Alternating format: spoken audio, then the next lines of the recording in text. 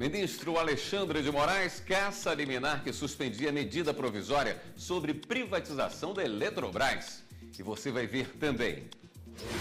Deputados estaduais do Rio de Janeiro, Jorge Pisciani e Edson Albertassi, têm pedido de prisão domiciliar negado pela Justiça Federal.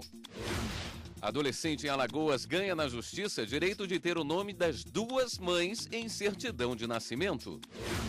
Ministério Público Federal em Minas Gerais quer mudar nomes de ruas em homenagem a presidentes do regime militar. Dia Mundial do Câncer lembra que prevenção é a melhor forma de evitar a doença. Essas e outras notícias agora no Jornal da Justiça.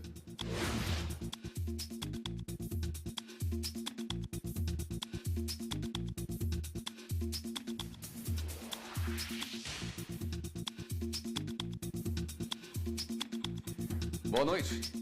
Ministro Alexandre de Moraes do STF derruba a liminar que suspendia a medida provisória que permite a privatização da Eletrobras. A repórter Carla Lucena tem as informações. Boa noite, Carla. Olá, William. Boa noite para você, boa noite a todos. A decisão do ministro Alexandre de Moraes de suspender a decisão da Justiça Federal de Pernambuco que impedia a privatização da Eletrobras. Segundo o ministro William, apenas o Supremo Tribunal Federal poderia se manifestar sobre o caso. Além de suspender a decisão, o ministro também determinou a extinção da ação popular que estava sendo julgada na Justiça Federal de Pernambuco. O caso, William, chegou ao Supremo após um pedido da Câmara dos Deputados e da Advocacia Geral da União. Voltamos ao estúdio. Obrigado pelas informações, Carla. A segunda instância da Justiça Federal em Brasília decidiu agora há pouco liberar o passaporte do ex-presidente Luiz Inácio Lula da Silva. A decisão, o magistrado atendeu a recurso para anular a decisão da primeira instância, que na semana passada apreendeu o documento e proibiu Lula de sair do país. Com a decisão, Lula deixará a lista do Sistema Nacional de Procurados e Impedidos da Polícia Federal, ficando liberado novamente para sair do Brasil. Ministério Público Federal em Minas Gerais quer mudar nomes de ruas que faziam homenagens aos presidentes da época da ditadura militar. Um período marcado por graves violações aos direitos dos brasileiros. Homicídios, torturas, desaparecimentos forçados e ocultação de cadáveres. Segundo a Comissão Especial sobre Mortos e Desaparecidos Políticos, aproximadamente 50 mil pessoas teriam sido detidas somente nos primeiros meses da ditadura. Cerca de 20 mil presos foram submetidos a torturas, quase 5 mil pessoas tiveram seus mandatos e direitos políticos suspensos e 354 pessoas foram assassinadas por terem participado ou sido acusadas de participar de atividades políticas. O Ministério Público Federal em Belo Horizonte entrou com uma ação na Justiça para obrigar a União a retirar os nomes de ruas, vias e prédios que fazem homenagens a presidentes da ditadura. O MPF pediu ainda que a decisão seja informada ao presidente do Congresso, que pode decidir por abrir processos legislativos para escolher novos nomes. A ação trata especificamente de 3 endereços de uma vila militar em Lagoa Santa, Minas Gerais. Avenida Presidente Castelo Branco, Avenida Presidente Costa e Silva e Rua Presidente Médici. A ação do MPF destaca que dar nomes às ruas em homenagem a 3 dos principais representantes da ditadura militar é incompatível com a Constituição da República, devendo ser retirados de qualquer registro oficial. Segunda instância da Justiça Federal em Brasília determina reintegração imediata de imóvel funcional ocupado de forma irregular por viúva de ex-servidor. A decisão é da terceira sessão do TRF1, que também condenou a viúva do ex-servidor ao pagamento de taxas de ocupação devidas e não quitadas no período entre fevereiro de 2007 a abril de 2008, quando foi devolvido o imóvel. A mulher afirmou que nunca participou de qualquer negócio jurídico com a União e o marido era o beneficiário da ocupação do apartamento e signatário do termo de ocupação da unidade residencial. Ao analisar o caso, a terceira sessão do tribunal entendeu como legítima a pretensão da União quanto ao pagamento das taxas. A viúva ocupou o imóvel em Brasília na condição de dependente do servidor, que faleceu em março de 2003. Dessa forma, deveria ter devolvido o apartamento, mas não foi o que aconteceu. 375 estrangeiros foram expulsos do Brasil somente no ano passado. A punição prevista em lei é aplicada pelo governo federal como medida de segurança. Tráfico de drogas, roubo, furto, estupro e uso de documento falso. Esses são os principais crimes cometidos pelos 375 estrangeiros que foram expulsos do Brasil no ano passado. A nacionalidade dos estrangeiros é variada, mas a maior parte vem da Bolívia, Nigéria e África do Sul. É um número esperado, dentro da normalidade. É um número que nós conseguimos processar no ano passado. Nós temos diversos expedientes aqui, na casa dos milhares, informações de imigrantes que foram condenados no Brasil, já com trânsito julgado, outros não, mas que com esta informação poderíamos dar início já ao procedimento de expulsão. A expulsão só pode ser aplicada em casos de estrangeiros que cometeram crimes dolosos aqui no Brasil. O processo é feito por meio de inquérito policial e trâmites no Ministério da Justiça. O retorno para o país de origem é determinado depois do cumprimento da pena. A punição prevista em lei é aplicada pelo governo federal como uma medida de segurança. Ao recebermos um imigrante, entende-se que essa pessoa queira aqui se integrar, aqui compartilhar conosco o desenvolvimento social e cultural. Aliás, devemos ir muito aos imigrantes, essa construção do Brasil. E caso essa pessoa que aqui esteja venha para cá para cometer crimes, e agora crimes graves, ela perderia essa confiança e esse beneplácito dado pelo nosso país ao imigrante. O advogado explica ainda que a lei brasileira que trata do assunto foi atualizada em novembro do ano passado e só abre exceção em casos de estrangeiros que formaram família no Brasil. Há uma diferença muito significativa em relação à outra lei, que é um reforço da reunião familiar. Então, há um desincentivo da expulsão em caso de o estrangeiro possuir família aqui.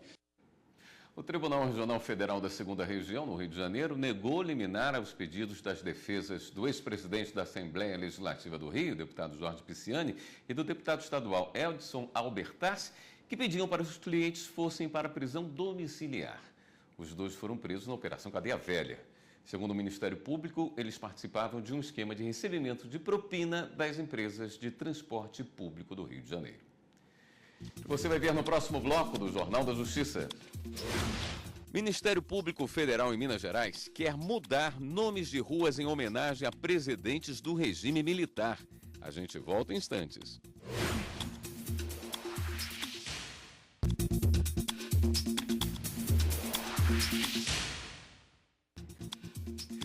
Ter o nome dos pais na certidão de nascimento é o que muitos filhos esperam. Mas, às vezes, esse que parece um direito simples só vem por meio da justiça. E é isso que o projeto Pai Presente do CNJ garante. Na primeira edição, realizada em 2018 na Bahia, 50 famílias deram esse passo importante, como mostra a equipe de reportagem do Tribunal Regional do Trabalho. Dona Railda é escritora, professora aposentada, uma mulher forte e, acima de tudo, uma mãe guerreira e dedicada. As filhas já são adultas, mas ela sabe bem como é difícil o caminho para educar e sustentar os filhos sem a ajuda do pai. Eu já estava grávida. Uma semana para o casamento, ele sumiu no mundo. Não deu notícia, apareceu bem depois. Sustentar uma filha sozinha é como a gente ter uma banda de um pão e cadê a outra banda? Ou de uma maçã e não tem a outra banda. E ter que fazer o papel duplo. Assim como Dona Railda, outras famílias passam por essa situação. Por isso, o Conselho Nacional de Justiça promove o projeto Pai Presente em todo o país. A gente conversou e tentou resolver a situação. Registrar tudo certinho para ele ter um pai. O laboratório recolhe amostras de sangue da criança, da mãe e do pai, e o resultado sai em 20 dias úteis. Thaís fez questão de vir para tirar a dúvida de que Fábio é mesmo o pai de Olívia. Tanto que eu mesmo que procurei, ele nem queria vir, eu mesmo que procurei. Porque para mostrar que eu fui, por mais que a gente não esteja mais junto, mas eu fui uma mulher fiel. Foi o único homem que eu respeitei. Então, para limpar meu nome, aí eu vou fazer. Para a vida dessa família, isso significa muito mais do que a assinatura de um documento perante a justiça.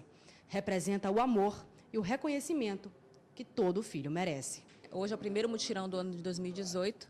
A gente convida o pai, a mãe, eles vêm com a criança, o suposto pai até então, eles vêm com a criança e a gente faz o exame de DNA aqui mesmo, de forma gratuita, para todas aquelas famílias que a criança não tem o registro de pai. Muda muito a vida das famílias. A gente presencia muitas alegrias, presencia também algumas tristezas, mas faz parte. E é um projeto que aflora essa questão social, o trabalho com a comunidade e a cidadania. No ano passado, em toda a Bahia, foram realizados 1.415 exames de DNA nos processos de investigação de paternidade, com assistência judiciária gratuita. Nós, mães, temos uma força tão forte dentro da gente, né? Principalmente a força do amor. Continue batalhando por seus filhos e oriente da melhor maneira possível. Esse é mesmo um direito importante, um exercício de cidadania. Afinal, os documentos nos identificam e tem gente que luta para registrar não só uma informação legal, mas também afetiva. Em Alagoas, uma jovem conseguiu incluir na certidão de nascimento o nome das duas mães. Este bebê foi deixado com os tios 3 dias após o nascimento nesta casa no povoado Lagoa do Caldeirão, zona rural de Palmeira dos Índios. A mãe biológica chegou a registrar a criança em um cartório da cidade, mas, segundo a família, teve pouca participação na vida da filha. Aquele bebezinho que foi mostrado no início da reportagem é Kívia, hoje com 15 anos. O desejo dela era que constassem os nomes de seus pais adotivos em sua certidão de nascimento. Vai ser bom, vai ser ótimo, né? Porque eu sempre quis, sempre me deu vontade. Dona Maria José, a tia materna que criou Kívia, então decidiu procurar a justiça para realizar a vontade da filha adotiva. Eu penso assim, no futuro dela, de eu um dia faltar e ela ter um teto para viver. O amor é o mesmo. Tenho minhas 2 filhas, o amor é o mesmo que eu tenho minhas 2 filhas, tenho a ela. A multiparentalidade foi reconhecida recentemente pela jurisprudência. Hoje, é possível que constem os nomes de 2 pais ou de 2 mães na mesma certidão de nascimento. Após o pedido realizado pela Defensoria Pública, a Justiça permitiu que a certidão de nascimento de Kívia tivesse os nomes das 2 mães. Esta defensora pública afirma que a decisão atendeu aos anseios da família. Tomamos a iniciativa, de requerer ao Poder Judiciário que declarasse a existência dessa situação, tendo em vista que a adolescente tinha, como de fato tem, 2 mães, uma com quem ela reside e a outra mãe que mora em outra cidade, mas com quem ela nunca perdeu o vínculo afetivo. Não foi possível incluir o nome do pai adotivo no documento, porque ele já havia falecido. É possível que haja adoção póstuma, só que não foi possível porque não tínhamos uma prova inequívoca da vontade do pai de adotar a adolescente. Para o juiz que cuidou do caso, é importante que a Justiça considere o que é melhor para a criança ou adolescente. Quando você extingue um poder familiar ou suspende, tem que ter descumprimento de determinados atos. A mãe biológica simplesmente respeitava o espaço e tinha uma posição, tem uma posição secundária, porque quem criou automaticamente que tem um poder maior. Mas o caso é que a mãe biológica continuou tendo uma certa influência, a participação. Então, por que tirar? A Justiça Eleitoral concluiu mais uma fase de testes no processo de licitação para a compra de 30 mil impressoras de voto. Os equipamentos vão ser instalados nas urnas eletrônicas das eleições deste ano. Os equipamentos de impressão foram apresentados ao TSE pela empresa que ficou em primeiro lugar na licitação para mais uma etapa de testes. A aprovação ainda depende de um parecer do tribunal. Nós vamos avaliar todos os itens do edital pertinentes a isso, para poder fazer um parecer mais robusto. A exigência de impressão do voto foi estabelecida na reforma eleitoral de 2015, a partir das eleições deste ano. Algumas urnas vão ter os módulos e só o eleitor vai conferir o voto por um visor. O papel cai automaticamente em um compartimento inviolável junto à urna eletrônica. Esses registros só podem ser usados para verificar uma possível contabilização de votos. O equipamento apresentado no TSE foi lacrado e levado à sala-cofre do tribunal e só sai daqui para outras fases de testes, inclusive no que diz respeito à segurança no final de todo o processo. Há um ciclo de desenvolvimento. Depois desse ciclo de desenvolvimento, nós chegamos no modelo final, chamado modelo de produção, que é o cabeça de série. E a partir disso, a empresa pode produzir os equipamentos exatamente iguais a essa cabeça de série que foi aprovada pelo TSE. tanto em termos físicos, quanto em termos eletrônicos, quanto em termos de segurança. Todos os documentos e informações da licitação podem ser acessados no site comprasnet.gov.br. O Ministério Público entregou as alegações finais e reforçou o pedido para que a Justiça Federal em Brasília condene Luiz Angelotti e Domingos Abreu, 2 executivos do Bradesco acusados de corrupção, a pelo menos 24 anos de prisão. Eles viraram réus na Operação Zelotes, que investiga suposto pagamento de propina para obter isenções bilionárias de multas e impostos. Vamos a um rápido intervalo. Voltamos a seguir com outras notícias. Dia Mundial do Câncer lembra que prevenção é a melhor forma de evitar a doença. A gente volta em instantes.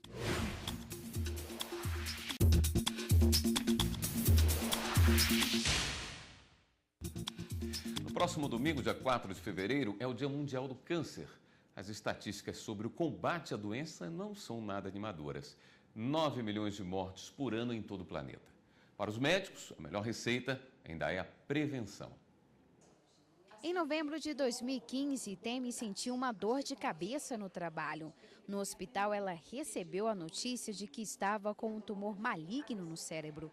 Dias depois, passou por uma cirurgia de emergência para a retirada do tumor. É comum ter dor de cabeça. Eu não tinha esse costume de ter dor de cabeça. Como ela não passou, a enfermeira da escola pediu para que eu fosse ao hospital. E demos entrada meio-dia. Quando foi 7 horas da noite, uma equipe já estava dando o diagnóstico para mim. A crescente incidência de tumores malignos e de vários tipos de câncer acende um alerta na população. O diagnóstico precoce é ideal para o sucesso do tratamento, além de atitudes preventivas. A gente precisa fazer a população entender que as mudanças de hábito, a melhoria na nossa qualidade de vida, né? A boa prática de atividades físicas, a boa alimentação, a cessação de tabagismo, a cessação de etilismo, né? A gente ter a necessidade de ter hábitos sexuais saudáveis, isso faz toda a diferença quando a gente está falando em prevenção, que é o tratamento pilar, é a maior preocupação hoje dos oncologistas, é conseguir fazer o diagnóstico precoce. O diagnóstico precoce depende de campanha de prevenção. A Organização Mundial da Saúde estima que quase 9 milhões de pessoas morrem todos os anos vítimas de câncer no mundo. No Brasil, cerca de 600 mil novos casos são diagnosticados anualmente. A legislação brasileira prevê uma série de benefícios para aqueles que enfrentam essa enfermidade. Entre os principais direitos estão saque do FGTS, saque do PIS/PASEP, auxílio-doença, aposentadoria por invalidez, isenção do imposto de renda na aposentadoria, isenção de IPI e ICMS na compra de veículos adaptados e isenção de IPVA para veículos adaptados. Apesar da previsão em lei, muitas pessoas precisam recorrer ao judiciário para ter acesso a esses direitos. Invariavelmente, a justiça é procurada, nós advogados, o sistema judiciário é procurado para fazer valer um direito que poderia já estar garantido no atendimento básico, mas o cidadão tem dificuldade de alcançar esse direito. A justiça tem tido muita vitória, porque o direito já está garantido. O papel nosso é de fazer valer esse direito. Temi também teve que ir à justiça. A garantia do salário de professora só veio após uma decisão judicial. Infelizmente, no momento que eu mais precisei, que o INSS, depois de muitos anos pagando tudo direitinho, na hora que eu precisei, imagina o meu espanto, não poder contar com o benefício que seria natural receber, né? E agora que o benefício se expirou, foi pedida a prorrogação do benefício, novamente o INSS disse que já que foi judicial, só poderia ser judicial. O Tribunal Superior Eleitoral e o Conselho Nacional do Ministério Público assinaram um acordo de cooperação que pode ajudar a expandir o Sistema Nacional de Localização das Pessoas Desaparecidas.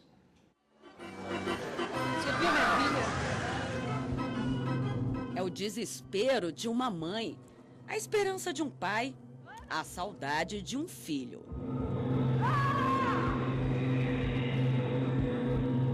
Uma interrogação que tem o peso da dor para se carregar pelo resto da vida. Cerca de 200 pessoas desaparecem por dia no país, segundo o levantamento do Anuário Brasileiro de Segurança Pública. São 73 mil por ano. São Paulo foi o estado que apresentou mais queixas. Em seguida, o Rio Grande do Sul e Minas Gerais. Essa busca ganhou o reforço do Sistema Nacional de Localização e Identificação de Desaparecidos. A tecnologia usada pelo Ministério Público faz um cruzamento de dados com informações de vários órgãos públicos.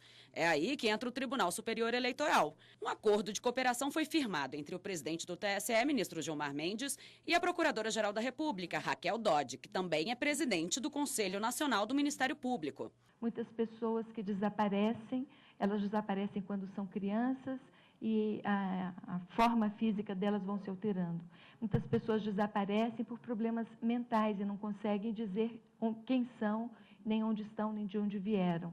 E os dados biométricos ajudam nesta localização, dão maior certeza, maior eficiência nessa busca. Um formulário online é preenchido com informações e características físicas do desaparecido. Isso é organizado em um documento eletrônico e encaminhado para uma equipe de operadores responsável pela conexão de dados. Com o apoio do TSE, esse plano de trabalho fica mais abrangente. Esse cruzamento vai ser mais efetivo agora com uma base de dados muito mais ampliada. Nós já estamos falando aí de quase 80 milhões, talvez, de pessoas registradas biometricamente. Nós estamos fazendo convênios com DETRANs de vários estados, secretarias de segurança de vários estados, e vamos poder avançar nessa cooperação. As primeiras histórias em quadrinhos foram publicadas no Brasil no século XIX, adotando um estilo satírico conhecido como cartoons, charges ou caricaturas, e depois definidas com as populares tirinhas. No início dos anos 70, os quadrinhos infantis conquistaram um bom espaço com as revistas de Maurício de Souza, que até hoje continuam encantando gerações. Em preto e branco ou em muitas cores, quem nunca se pegou viajando pelas páginas de um gibi? Da magia dos super-heróis aos temas mais politizados, as histórias em quadrinho fazem parte do dia a dia de muita gente. O primeiro gibi que se tem notícia no mundo foi lançado em 1895 nos Estados Unidos, The Yellow Kid, ou A Criança Amarela. No Brasil, a primeira revista em quadrinhos surgiu 10 anos depois, a Tico Tico, de Renato de Castro. Trouxe um conhecimento sobre reprodução, sobre imprensa, e era um caricaturista e começou a trabalhar com essa produção de revista no Brasil. Então a gente tinha um Malho que ele trabalhava, né, que eram revistas que tinham ali na Antiga República, no Rio de Janeiro, que falavam sobre o dia a dia e que começou a trabalhar com essa coisa da caricatura. De leitora a cartunista, das mãos de Verônica saiu O Verdugo, que conta as aventuras de um artista plástico encantado. Levou o trabalho a sério e registrou, inclusive, os direitos autorais. Depois que eu tive os primeiros contatos, né, com quadrinhos mesmo, ali na década de 80, de 90, eu me apaixonei, né? Eu falei, não, é isso aqui, eu quero fazer também, né? E aí eu comecei a rabiscar, né? Eu já desenhava, já gostava de desenhar, né? E aí eu comecei a montar a minha sequência mesmo de historinha, como eu via, né?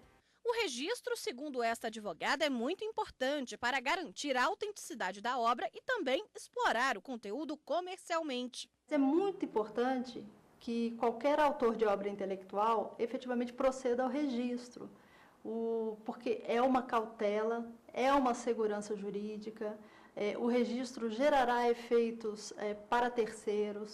Inária cresceu em meio aos gibis, começou a ler os balõezinhos como muitos outros jovens, a baixinha e dentuça mais famosa do país. Me interesso por quadrinhos desde criança. Eu comecei, né, como muitas crianças do Brasil, lendo as histórias de Maurício de Souza, né, da Turma da Mônica, que eu tinha esse hábito. E quando eu fui crescendo, eu fui me interessando por outros tipos de história. Magali, Cebolinha, Cascão nasceram em 1970, quando Maurício de Souza lançou a Revista da Mônica. De lá para cá, a vida dessa turminha ganhou não apenas o Brasil, como o mundo. Os gibis chegaram a 50 países, com mais de 1 bilhão de publicações em todo o planeta. A cada semana, uma revista novinha em folha lançada. Hoje, quem comanda tudo na Maurício de Souza Produções é a filha dele, Marina. O gosto pelas tintas e desenhos da filha artista fez dela também uma personagem das histórias do pai. Um presentão e tanto. Eu também sempre fui bem artista. Desde pequenininha eu gostava de desenhar. E eu tinha minha pranchetinha, eu sentava do lado do meu pai. E aí ele me observando, ele viu que tinha alguma coisa ali também. E criou a Marina, personagem que desenha, pinta, adora artes no geral. A ideia sai da cabeça direto para o papel. O desenho começa à mão mesmo, do jeito clássico. Só depois segue para os ajustes no computador. Os assuntos são sempre atuais, de interesse dos leitores das mais diversas faixas etárias. Afinal, quem disse que só criança pode ler Turma da Mônica? Os roteiristas, eles trabalham com as ferramentas próprias de criação, de criatividade, situações do cotidiano, notícias, enfim, né? O que fomenta os meios de comunicação, a sociedade, enfim, os assuntos que estão em evidência, né?